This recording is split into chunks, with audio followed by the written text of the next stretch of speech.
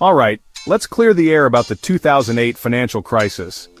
Most people think it was all about greedy bankers and wild speculation, like Wall Street just threw a massive party and crashed the economy, leaving the government to swoop in as the hero. But honestly, that's only half the story. Here's what actually went down. The Federal Reserve, which controls short-term interest rates, dropped them to 1% from 2001 to 2004, lower than inflation. That's like giving everyone a green light to borrow big, buy bigger homes, and for banks to take on way more risk than they should have. Sound familiar? It happened before. In the 70s, low rates pumped up farmland, oil, and Latin America, then boom, all crashed in the 80s. But the world didn't end then.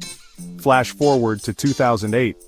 The Fed's in panic mode, holding double their usual meetings. Lehman collapses, AIG teeters, and Congress throws $700 billion at banks with TARP.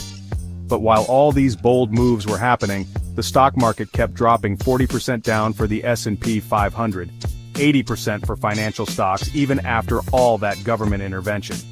So why didn't the rescue work? Here's the twist: mark-to-market accounting. It's a rule that forced banks to value assets at fire sale prices, even if markets were frozen. Imagine your $500,000 house after a hurricane, suddenly valued at $20,000 just because that's the only offer.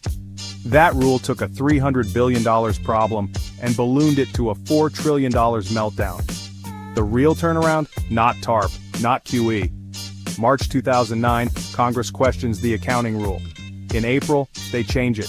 Suddenly, the market starts climbing a 200% rally since then. So, the crisis wasn't a market failure, it was a government policy fail, and fixing those policies, not bailouts, sparked the recovery. The real heroes? Entrepreneurs and innovators who kept pushing even when things looked bleak. When it comes to economic crises, maybe the truth isn't what we've always been told.